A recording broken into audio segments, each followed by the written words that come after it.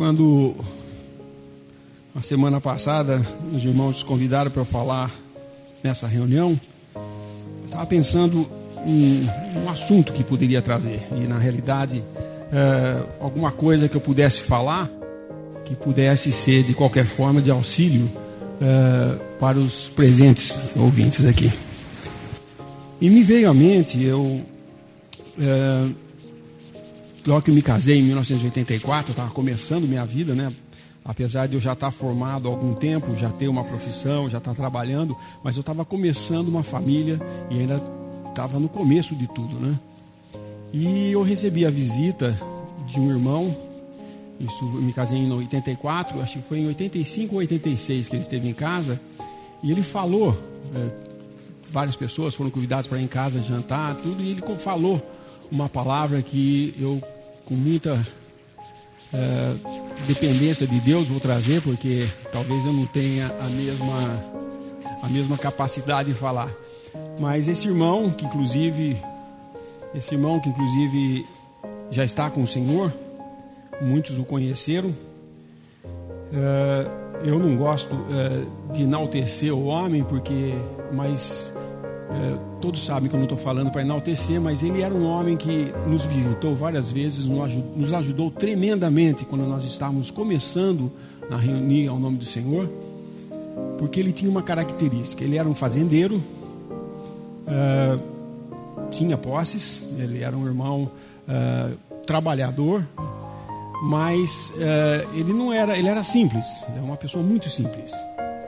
E quando ele vinha, a gente sentava e queria perguntar tudo para ele, né? Aquela sede do começo, você quer saber o que doutrina e tal. E a característica era que ele nunca respondia, dava a solução para nós direto, falar, faz assim, assim, assim, assado. Nunca. Ele ia falar, vamos abrir a palavra. E abria a palavra e falava, vamos ler um versículo. Era só ler o versículo, pronto, já tudo estava esclarecido. Entendi, agora entendi. Esse irmão, Clement Buchanan, faleceu com a idade quase que 100 anos de idade. E eu o conheci quando me converti, fui visitar em 83 os Estados Unidos. Eu estive lá com ele e tal, e convidamos para ele ser o que falaria no meu casamento. Mas eu conhecia quando ele começou a vir aqui. O seu filho, Douglas, que viveu conosco um bom tempo, anos ele viveu em Limeira, teve filhos, cresceram aqui no Brasil. Mas ele, quando vinha, era aquela tranquilidade. Ele nunca estava com pressa de responder nada, mas ele respondia, usando a palavra de Deus. E ele falou, nesse dia que nós convidamos para ir em casa, ele falou sobre o que eu vou falar agora e que eu vou pedir aos irmãos um pouco de paciência, se alguma coisa eu esquecer do que eu vou falar. Mas, principalmente, ele a felicidade. O que é ser feliz?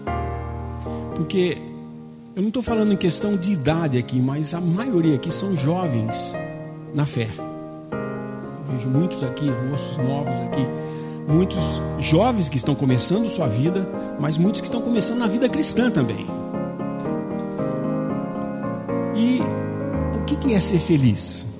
Porque nós sabemos, hoje o mundo tem um lema: seja feliz, independente do que você tem que fazer para ser. Independente. Se você tiver que passar por cima de todo mundo, passe. É a sua felicidade que vale. Se você está unido a alguma pessoa e não está feliz com ela, larga dela, porque você tem que ser feliz. Larga dela e vai procurar outra. Seja feliz. E é isso. O mundo do entretenimento nos oferece felicidade. Que bom, carnaval, todo mundo feliz, dançando, bebendo e tal. E acaba tudo e essa felicidade se esvanece. O mundo dos negócios oferecendo felicidade para todo mundo. Faça que você vai ganhar muito e tal. É uma questão de tempo só. É uma questão de tempo. Quem aqui tem uma nota de 10 cruzeiros? Eu, quando ganhei minha primeira nota de 10 cruzeiros, eu quase que pus num cofre, porque era muito dinheiro. Um ano depois, essa nota de 10 era troco de bala. Por quê? Porque a economia é economia, gente. E nós não somos chamados para ser felizes economicamente nesse mundo. Nós não somos chamados para ser felizes na família, mas como cristão. E o que é ser feliz? Salmo 32, versículo 1. Bem-aventurado aquele cuja transgressão é perdoada e cujo pecado é coberto. Esse bem-aventurado aqui é feliz. Feliz aquele cuja transgressão é perdoada e cujo pecado é coberto. Eu estou falando aqui a cristãos, e todos nós podemos dizer: somos felizes, porque nossas transgressões foram perdoadas e o nosso pecado foi coberto por Cristo Jesus. Somos felizes. Isso é a parte de Deus, Ele fez isso para nós. Ele nos capacitou a sermos felizes, porque Ele perdoou as nossas transgressões em Cristo Jesus e cobriu o nosso pecado com o sangue de Cristo Jesus. Somos felizes. Bem-aventurado o homem. E nós somos. Porém, vamos no Salmo número 1. Tem outro bem-aventurado aqui. Outro feliz aqui.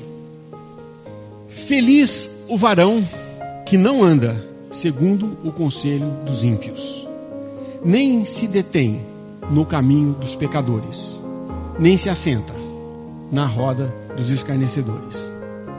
É aquilo que a gente estava falando em 2 Timóteo hoje. Fundamento de Deus permanece tendo este selo: o Senhor conhece os que são seus. Isso é a parte de Deus. Salmo 32. Feliz o homem cuja transgressão é perdoada e cujo pecado é coberto. É a parte de Deus, Ele fez isso por nós. Porém, existe a responsabilidade. Todo aquele que professa o nome do Senhor, a parte da iniquidade. Salmo 1. Feliz o que não se detém na roda dos escarnecedores, não anda segundo os conselhos dos ímpios, nem se detém no caminho dos pecadores, nem se assenta na roda dos escarnecedores. Você quer ser feliz como cristão, praticamente aqui? A resposta está na palavra de Deus. Como eu posso ser feliz? Quem quer ser feliz aqui? Eu acho que todo mundo vai levantar a mão se eu pedir para levantar. Porque quem não quer ser feliz? Todos querem. Não querem? Vocês não querem ser felizes? Todos querem. Mas nem todos somos. Por que não? A resposta está porque praticamente nós não estamos andando como cristãos. Porque se eu estiver andando como cristão, eu sou feliz. A palavra me diz, porque é garantia de Deus. Eu sou feliz porque meus pecados foram perdoados e porque as transgressões minhas foram perdoadas e cobertas pelo sangue de Cristo. Eu sou feliz. Mas por que eu não estou andando feliz? Provavelmente você está no Salmo número 1. Andando na roda dos escarnecedores, seguindo o conselho de ímpios e não andando segundo a palavra de Deus. E no Novo Testamento, vamos abrir então em 1 Timóteo, no capítulo 6.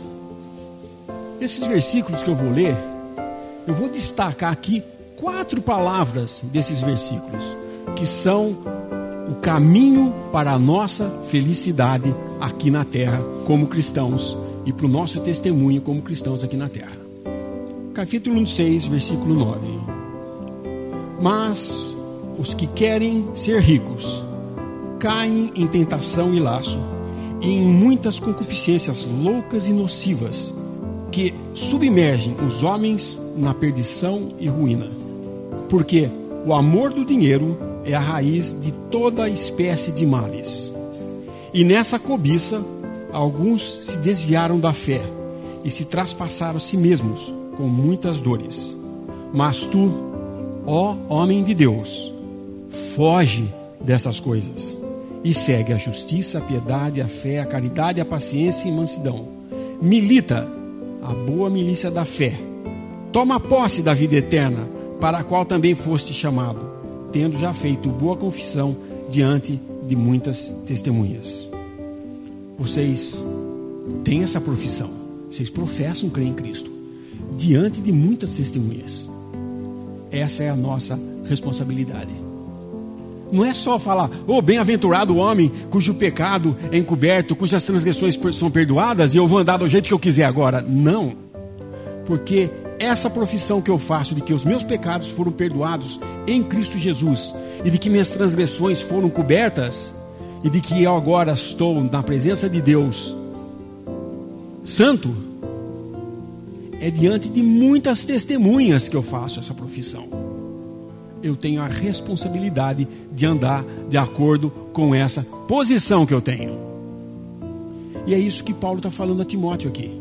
Ele está falando primeiro da fé. A primeira palavra que nós destacamos aqui, a fé. Versículo 12, milita a boa milícia da fé. Porque nós começamos pela fé. Ela está sendo mencionada no fim aqui, mas nós começamos pela fé. Porque crendo em Cristo Jesus como meu Senhor e Salvador, tendo fé nele, eu tenho essa felicidade. Sou bem-aventurado. Tenho os meus pecados cobertos. Minhas transgressões foram perdoadas. E isso é bendito, porque não depende de nós. É Deus quem fez. Ele mesmo quem preparou isso para nós. Porém, quando ele começa a tratar do andar, eles falam: os que querem ser ricos caem em tentação e laço. Ele está falando isso para o jovem Timóteo. E como eu falei, muitos aqui começando a vida têm aquele sonho, ver as pessoas no mundo progredindo e prosperando, e tem esse sonho de ter tudo isso, pensando que isso traz a felicidade. Eu não sou tão velho, mas também não sou tão moço. Com 63 anos de idade que eu completei essa semana passada, eu já vi muita gente que durante a minha juventude eu olhava e falava: puxa, esse cara tem muita grana. Posso até citar nomes na cidade de Limeira, famílias que eu falava: puxa, eu era de família simples, meu pai era um comerciante, tinha uma lojinha no centro da cidade que mal dava para me sustentar na faculdade, e ele penava para pagar a faculdade e tudo. E quando eu terminei, no último dia, ele falou: filho, agora você tem seu diploma, eu não tenho mais para te ajudar. Eu tive que sair e trabalhar. E nesse período em que eu era dependente do meu pai para estudo, para viver e tudo mais, eu não tinha as regalias que a maioria dos meus amigos tinham. Eu não era sócio de nenhum clube, porque meu pai não tinha dinheiro para ficar pagando essas coisas para mim. Viajava muito pouco. Eu fui conhecer praia pela primeira vez na minha vida com 18 anos de idade. Quase 19 anos de idade, de fato. Eu vivia e via pessoas que tinham, sabe, enquanto eu nem bicicleta nunca tive, tinha amigos meus que tinham motocicleta. E era assim, sabe, andava. Tinha um que morava na frente de casa, que ele todo ano ia para a Espanha, ia para a Europa viajar. E a cidade mais distante que eu ia era São Paulo, 150 quilômetros. Lembro até hoje, indo de ônibus, né, naquela estrada de Jundiaí, que ficava pulando ônibus que nem uma... Esse mesmo vizinho de frente de casa perdeu tudo. Tudo. O pai dele era milionário, ele perdeu tudo. O final da vida dele foi trabalhando numa lojinha de brechó, vendendo móvel usado. Quantos e quantos que, na ânsia de ganhar mais, de ser bem sucedido, se perderam pelo caminho. Uns se mataram, se suicidaram, e assim vai. Se eu for contar essas histórias, eu vou ficar aqui a noite inteira falando disso. Mas qual é o âmago de tudo isso que eu estou falando? É que tudo no mundo passa. Se você tem o desejo de ficar rico, de fazer essas coisas, como diz aqui, mas os que querem ser ricos caem em tentação e em laço, e em muitas concupiscências loucas e nocivas que submergem os homens na perdição e na ruína, e porque o amor do dinheiro é a raiz de todos os males. O dinheiro não é a raiz de todos os males. O amor ao dinheiro é a raiz de todos os males. Isso é muito importante. Isso é muito importante para todo mundo que vai começar a vida aqui. Não pense, não deposite a sua esperança de que ganhando muito você vai ser feliz. Ao contrário, o que a palavra de Deus nos ensina, e ninguém pode negar que não está ensinando, é que se você vai correr atrás do dinheiro, o que você vai ganhar é ruína, é dor, é tristeza e só problema. Se você tiver amor ao dinheiro, é isso que você vai ganhar. Porque não pensem que promessas que o mundo faz aí, por exemplo, só para ilustrar. Se há 5 anos atrás eu perguntasse para o Pisinato, eu quero investir um dinheiro, o que você acha de comprar ações da Petrobras? Ele falava, vai lá, só sobe. Hoje, ela vale menos de 80% do que ela valia 1 ano atrás. Por quê? Pisaram na bola. E todos vão falar, puxa vida, como é que pode essa mulher fazer isso aí e tal? Mas espera um pouco. Se eu tivesse dado o meu dinheiro na Petrobras, eu estava jogando, gente. É que nem em Las Vegas e jogar na roleta. Se der o meu número, tá bom. Se não der, perdi. E não adianta querer ficar bravo de perder dinheiro depois. Porque ninguém vai devolver esse dinheiro que você apostou nessas coisas. Porque eu digo para você, do trabalho honesto, do seu esforço e do seu suor, é que você vai ganhar. O resto de especulação, você vai jogar. E jogo, todo mundo já sabe no final, não chega a nada, né? Você ganha ali, perde ali, de repente você perde tudo. Porque dinheiro que vem fácil, vai embora fácil. Mas aquilo que vem, que é o que Deus provê para você, esse não tem jeito. Ele te garante. E digo isso com propriedade do que eu estou falando, que eu vou dar mais um exemplinho antes de continuar. Tinha acabado de me formar, trabalhava no Rio de Janeiro e só de falar o Rio de Janeiro já sabem que lá a coisa é o Rio de Janeiro de hoje também, né? Era o interior do Rio e um médico na cidade de Barra Mansa, ele era otorrino e ele era o chefe do exame de vista do Ciretran. Ele fazia os exames para carteira de motorista.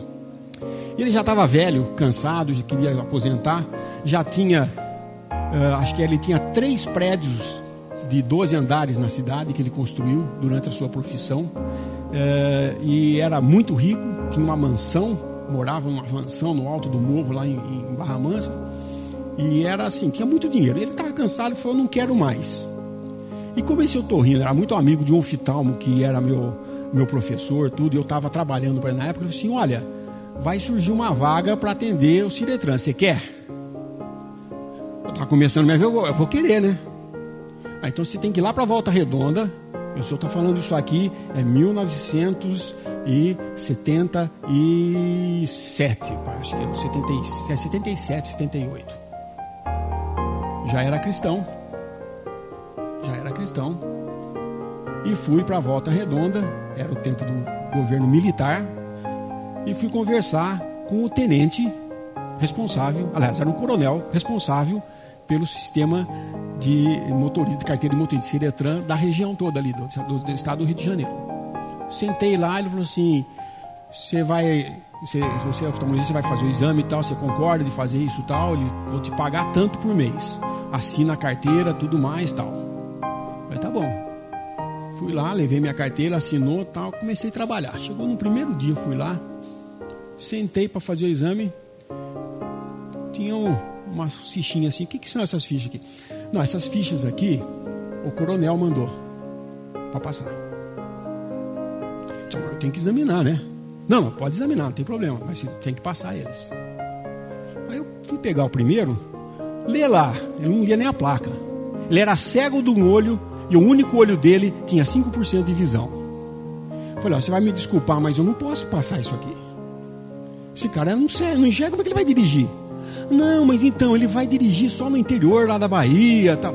Mas aqui no Rio de Janeiro ele veio tirar carteira? Como assim? Não entendi. Não passei. Aí começou a vir outro e outro, e daí as autoescolas começaram a me cercar e falaram, olha, tá aqui ó, R$100, tá, você dava dinheiro para mim para eu passar gente que não ia nem fazer exame. Eu falei, não, isso eu não vou fazer. Por quê? Como cristão, eu não podia fazer um negócio desse. Como negócio, eu podia terminar minha vida com 12 prédios em Barra Mansa e muita grana no bolso. Sou eu muito bonzinho? Não. Devo confessar, a tentação foi grande. Mas eu tive que tomar uma decisão. Quando eu falei, ó, com essa visão você não passa, eu trabalhei 3 meses e fui exonerado e não recebi nem esses 3 meses que eu trabalhei. O coronel me tirou de lá porque eu não servia para ele. Eu podia ter me corrompido. Eu podia ter falado, não, tudo bem, é problema do coronel, ele está mandando, ele que vai responder. Não, era a minha assinatura que estava lá. havia um comprometimento moral com o que eu estava fazendo. Eu me arrependo de não ter feito isso? De modo nenhum. Hoje eu durmo tranquilo e eu tenho certeza que esse coronel e toda essa gangue foi pega um dia.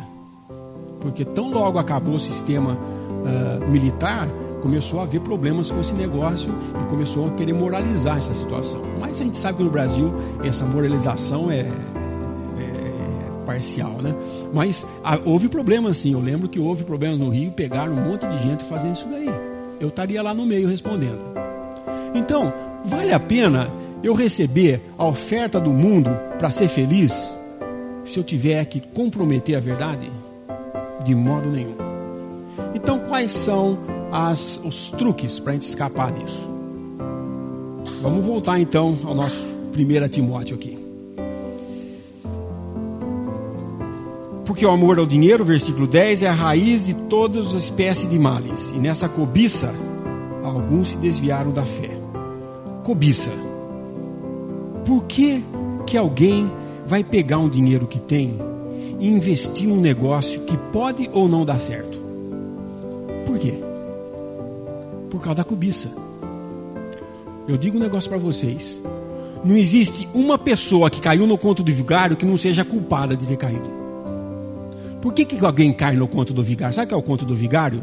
Que chama, o mais comum deles é o do bilhete premiado. O cara está andando na rua. Vocês pensam que não acontece, acontece até hoje. O cara deixa cair. Pô, achei um bilhete aqui, é seu? Não, não é meu. Pô, mas é premiado, gente. Isso aqui vai dar dinheiro. O cara falou, não, mas eu não quero. Você quer comprar de mim? E vende pro cara por R$500. Pô, eu vou lá, dá os 500 na mão do cara e vai lá na loteria, chega lá, é falso o bilhete. Coitadinho, né? Foi enganado? Não. A sua cobiça o levou a fazer isso. Porque ele pensou, o cara está me dando por 500 e eu vou ganhar 2.000?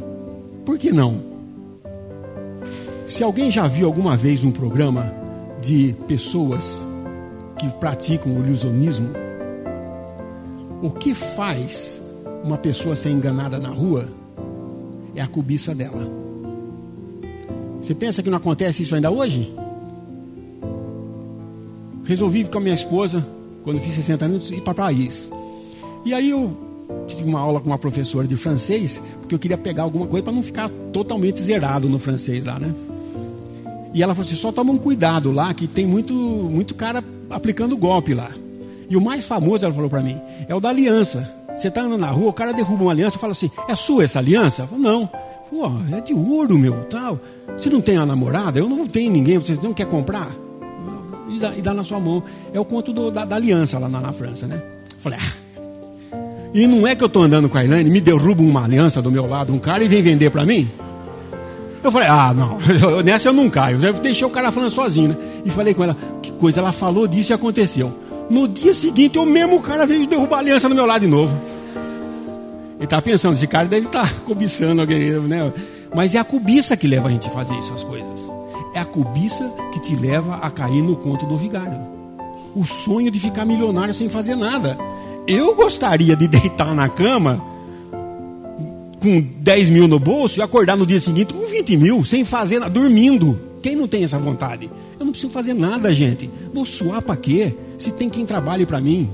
E eu garanto para vocês, lucro fácil não existe sem prejuízo para alguém. Não existe. No mundo dos negócios, quando tem um ganhando muito, tem bastante perdendo. Pouco, mas tem. Tem gente perdendo. Não existe milagre, gente. Desde que o mundo é mundo, não existe milagre. Ninguém ganha dinheiro sem fazer nada. Ninguém. Ganham enganando os outros. Ganham trapaceando. Ganham iludindo. E nós somos facilmente iludidos pela cobiça. Porque nós cobiçamos essas coisas. Então o truquezinho é, não cobice. Não tenha vontade de ser milionário.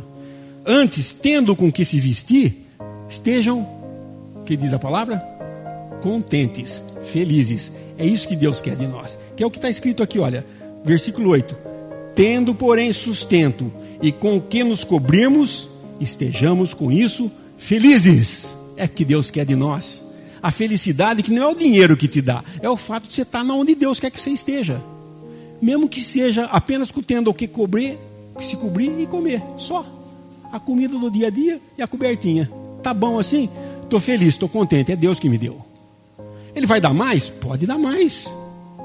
Porque na realidade nós não estamos aqui hoje na dispensação da lei, em que se você obedece à lei, você tem lucro. Como era a promessa, né? Se você fizer, seguir toda a lei, você vai ver os filhos dos seus filhos, o seu gado vai aumentar, você vai ter muitas posses aqui no mundo. Mas para o cristão, a promessa é celestial. Você quer ter bastante tesouro? Compre tesouro celestial. O tesouro nacional não dá. Investimento em bolsa não vai dar. Qualquer coisa que você queira inventar, que o mundo possa inventar, não vai dar. O que dá é o tesouro celestial. Esse está garantido por um rei infalível, Cristo Jesus. O nosso tesouro está nos céus. Estejamos contentes com isso só. Porque já somos felizes, porque os nossos pecados foram perdoados. E agora podemos ser felizes andando de acordo com o nosso chamamento. E não na cobiça da nossa carne. E a próxima palavra é foge. Foge dessas coisas. Nós lemos em 2 Timóteo, foge das paixões da mocidade e dessas outras coisas. Mas aqui ele está falando especificamente também de fugir dessas coisas aqui, da cobiça, da vontade de ficar rico e tudo mais. Prestem atenção, e vou repetir de novo o que o irmão já falou. A palavra de Deus não nos ensina a resistir a essas coisas, mas a fugir delas. Eu lembro até o irmão Clemente falava assim: está diante dessas coisas? Foge, sai correndo, porque não é para você.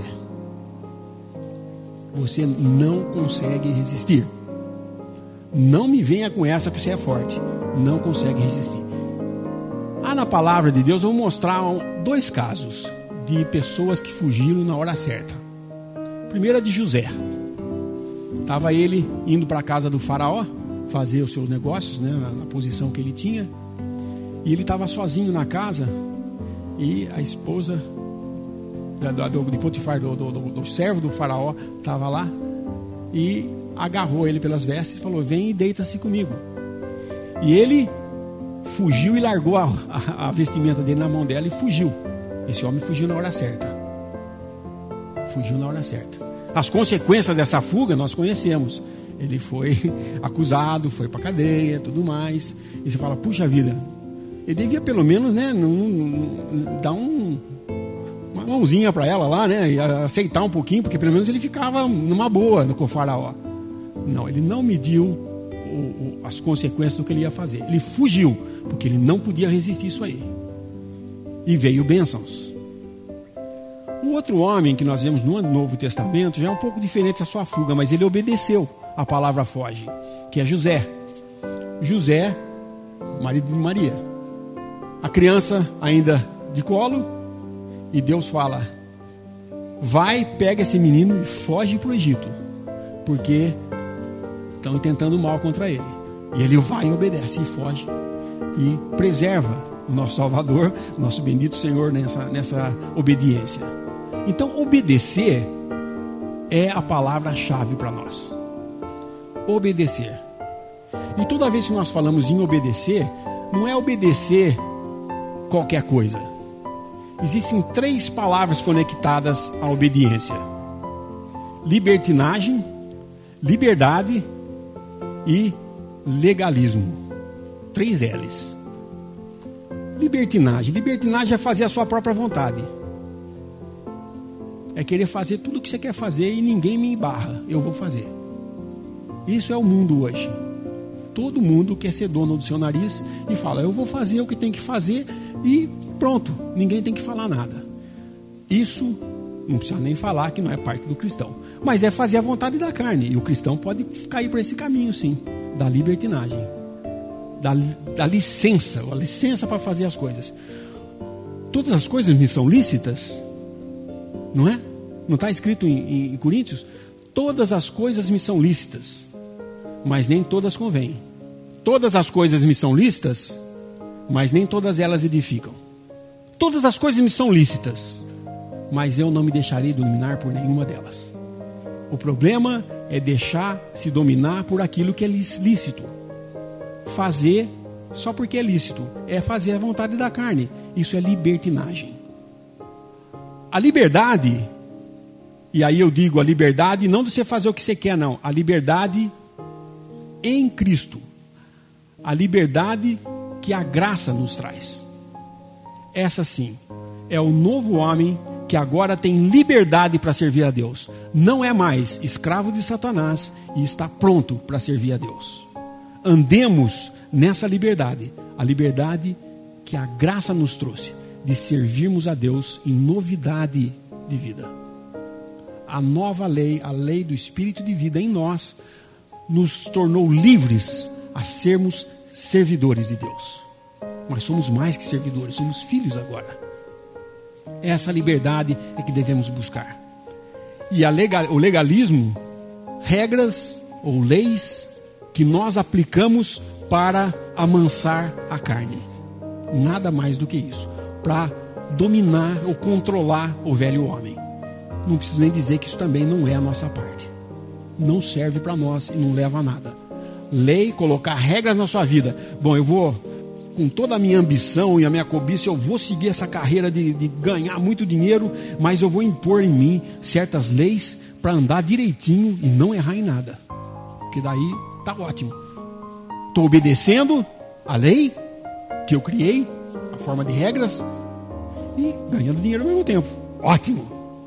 Só que, quanto tempo a sua carne consegue ficar debaixo de uma lei?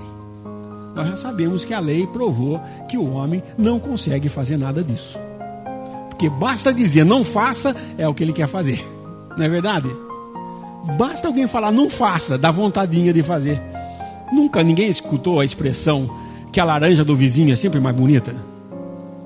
A fruta do lado de lá da cerca é sempre mais vistosa e mais suculenta? Porque é a cobiça, gente, é a vontade daquilo que é inacessível para nós.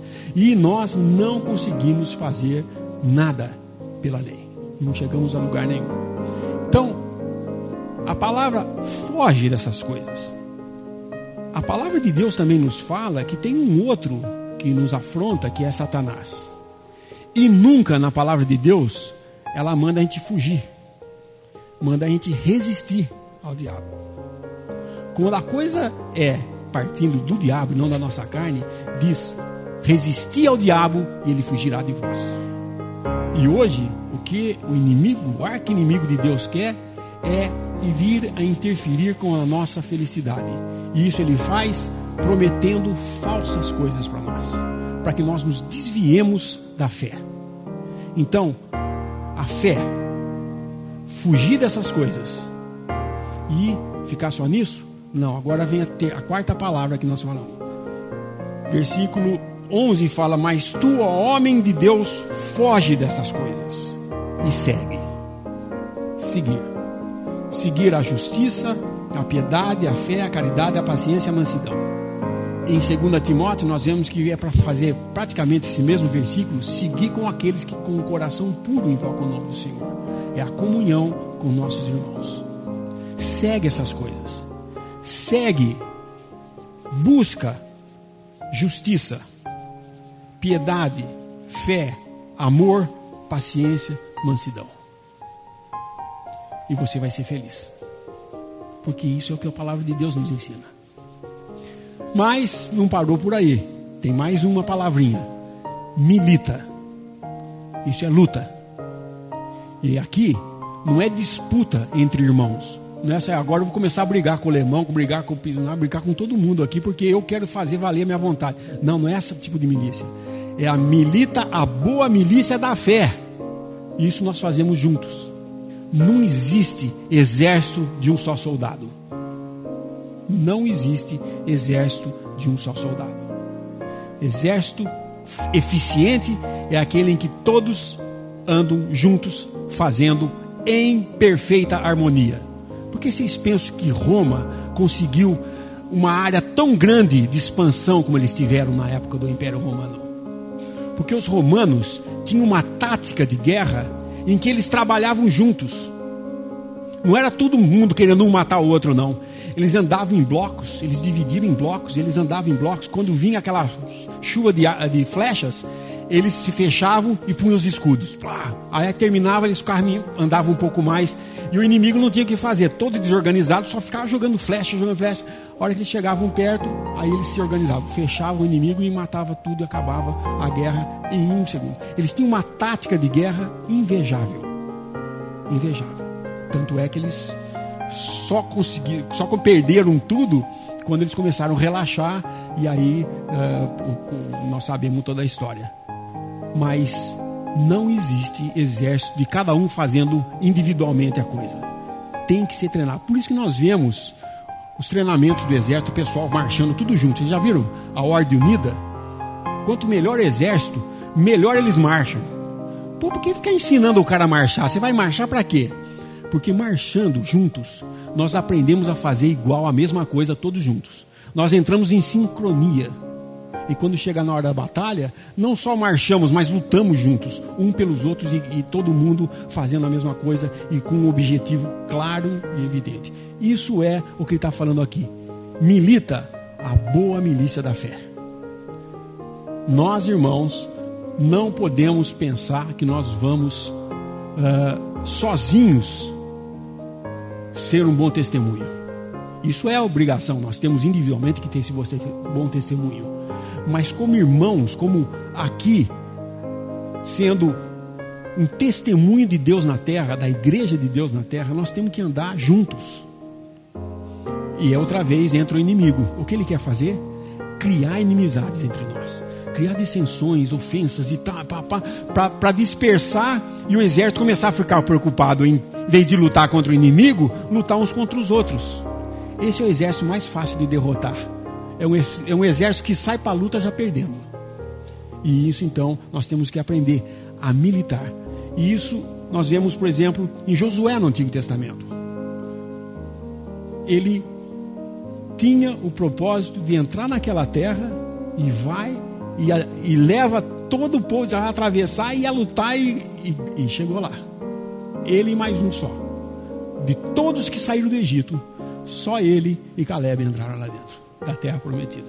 Foi um vitorioso, mas ele tinha um objetivo: lutar aquilo que Deus pedia para fazer. Deus havia prometido a terra, vamos lá. Deus prometeu, nós vamos. E o outro é Paulo.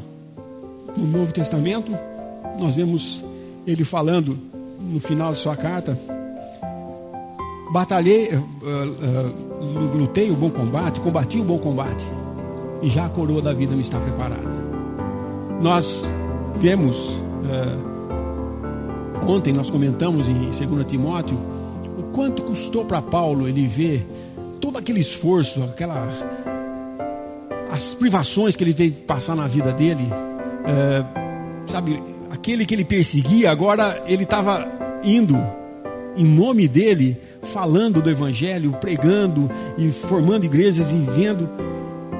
Mas quando ele chama aqueles anciãos de Éfeso, ele fala: eu sei que no dia que daqui eu sair, entrarão lobos vorazes para devorar o rebanho, e do meio de vós surgirão homens que vão querer levar discípulos após si, ensinando coisas que não são corretas. Pode imaginar a angústia, puxa trabalho que ele teve pregando o Evangelho, e ver esse rebanho ser levado. Ele se desanima, ele fala: não, o firme fundamento de Deus permanece sendo esse. O Senhor conhece o que são seus. Nenhum vai ser tocado. Não é em vão o nosso trabalho no Senhor. Se vamos militar a boa milícia da fé, não é em vão que nós vamos militar. Nós não vamos chegar no final e falar assim: lutei e ó, não deu em nada. Nunca vai acontecer isso. Porque nós estamos militando a boa milícia da fé. E essa é da parte de Deus que vem. Ele garante para nós essa vitória, e o que nós temos que fazer, como um bom soldado, militar a boa milícia. Juntos, nós temos um propósito: é andarmos juntos, para chegarmos a ser um testemunho em que as pessoas podem olhar e falar: esses são cristãos. É interessante isso. Eu li uma vez que Darby, os irmãos começaram a reunir desse modo, e eles causaram muito problema nas denominações, porque muitos começaram a sair das denominações e reunir dessa forma com eles. E no auge do negócio, em que muitos pastores estavam contra esses irmãos, acusavam publicamente no jornal e tal, perguntaram, escuta, quem são essas pessoas? Olha, uma coisa eu tenho que dizer, eles conhecem a verdade, eles leem a Bíblia, eles honram a Deus.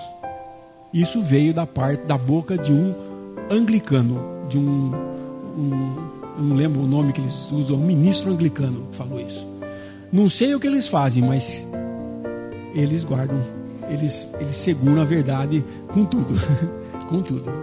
Não podemos negar que eles têm conhecimento da palavra. É esse o testemunho que nós damos? Muitas vezes não, né? Nós temos testemunho hoje, infelizmente, de que a nossa fraqueza é notável. Mas não desanimemos. Milita a boa milícia da fé. E continua aqui. Para a qual também fosse chamado, tendo já feito boa confissão diante de muitas testemunhas. Nós fazemos a nossa profissão de que somos cristãos. Então, a fé, fugir dessas coisas, seguir e militar. São as 4 palavras que nos levam a sermos felizes aqui na terra, enquanto Ele não vier nos levar daqui. Então, essa palavra, quando o irmão trouxe, fez um efeito em muitos de nós, em que nós pudemos falar, bom, eu posso tomar essas decisões agora na minha vida, de ser feliz. Todos nós devemos buscar ser felizes, como a palavra de Deus nos ensina. Tendo a fé, guardando essa fé, fugindo dessas coisas, das paixões da mocidade, não querendo enfrentar essas coisas. Foge dessas paixões, da cobiça, do desejo desenfreado de ficar rico.